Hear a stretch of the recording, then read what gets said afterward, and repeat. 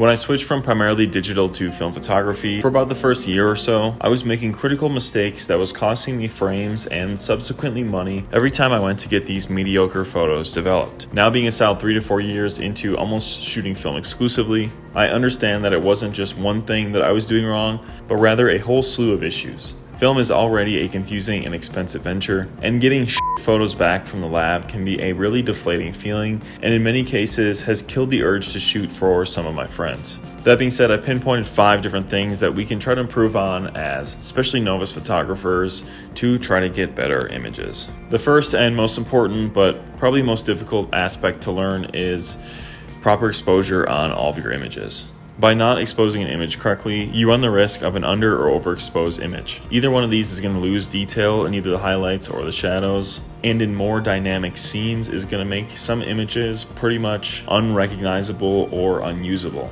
So because we're basically paying per photo with film, we want to make sure we're maximizing the amount of shots possible that we're getting, even if some are bad compositions, making sure that we're exposing them correctly. So when we do find a good composition, we not only don't squander the opportunity, but then also aren't wasting money on these frames that we aren't exposing properly. With film, the negative is more forgiving in the highlights than the shadows, which is why a good amount of other photographers, especially ones on social media, shoot one stop overexposed, as it gives an extra stop of wiggle room.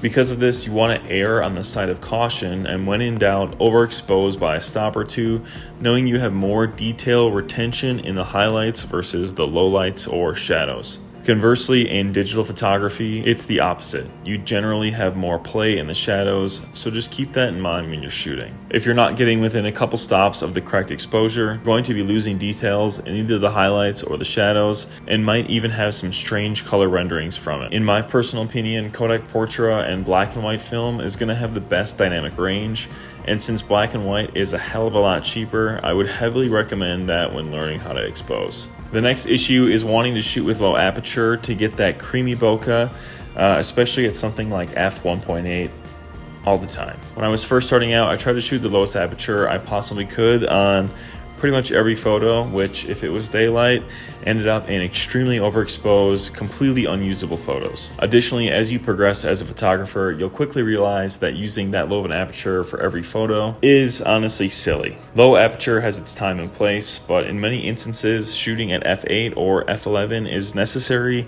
to get your full subject in focus. On top of that, those low apertures, if you're shooting a person even, might not be able to get their whole face in focus, so it has a specific use case unless we're shooting in a two-dimensional plane. Another way we can improve our film photos is by getting better at photography and film theory in general. Thanks to Skillshare, I've been brushing up on some photography basics, ensuring I'm not missing any steps along the way, which certainly will help with your film photography. Skillshare is the largest online learning community for creatives with thousands of classes led by industry experts across film, illustration, design, freelance, productivity, and much more. Skillshare can help take your career, skills, hobbies, passions, or side hustles to the next level. I've also elevated my cooking game recently with their whole slew of culinary options to learn and have fun with. Is there a better time than the winter coming up to hunker down and spend some time learning with Skillshare? The first 500 people to use my link in the description will receive a 1-month free trial with Skillshare, so get started today. Next, and another super important one, is people thinking that editing your film photos is cheating for some reason. For some reason, I've heard this idea that the film isn't to be edited and that the film stock is the edit exclusively, and again, that's just silly.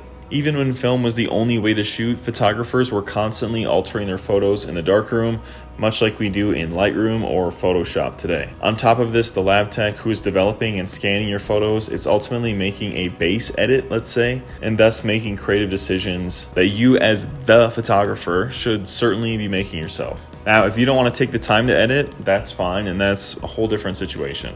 I'm not trying to tell anyone what to do. I totally get that it's an informal, fun hobby, but truth be told, you're definitely missing out on getting the most out of your images if you're not editing them.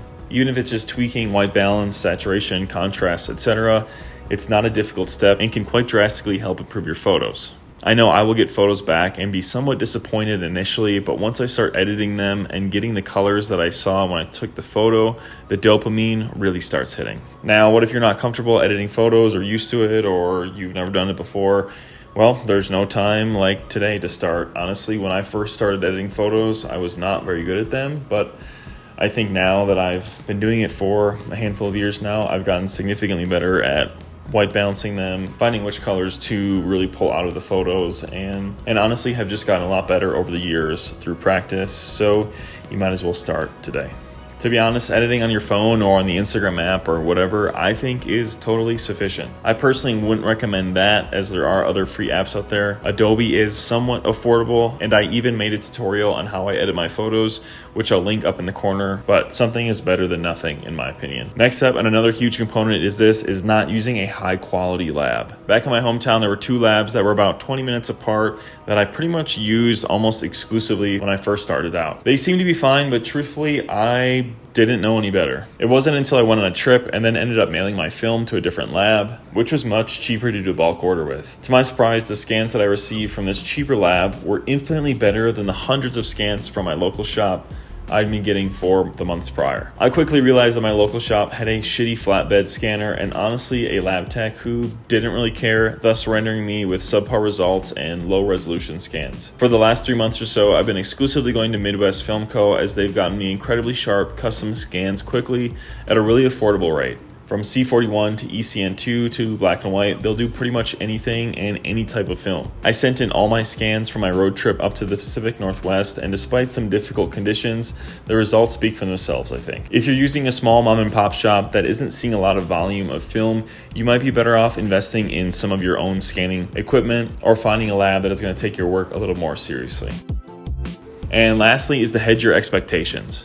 It's easy to see your favorite photographers on Instagram posting banger photo after banger photo after banger photo after banger photo after banger photo after banger photo and feeling defeated knowing you can't compete with that. Keep in mind that many of these people were once in your shoes too and put in an effort one step at a time to not only take captivating photos and improve their skills, but then follow through on posting consistently to grow their platform on social media. Believe me, this channel certainly did not come overnight and is not an easy or quick thing to continue to make videos and improve and maintain the channel. But if you truly have a passion for photography, I think you'll find great satisfaction in seeing yourself get better and subsequently other people noticing and wanting to follow along with your journey too.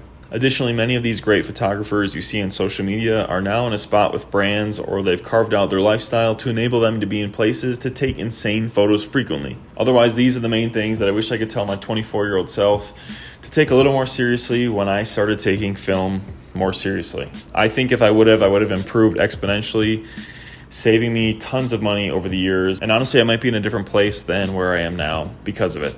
Let me know down in the comments which of these you think would be the most helpful when you were first starting out. Also, definitely tell me down in the comments what you would like to tell yourself when you were first starting to shoot film, as I would definitely like to read those too. Otherwise, that's going to wrap it up for this one, guys. Thank you so much for watching. Stay safe, stay shooting. Till the next one, peace out.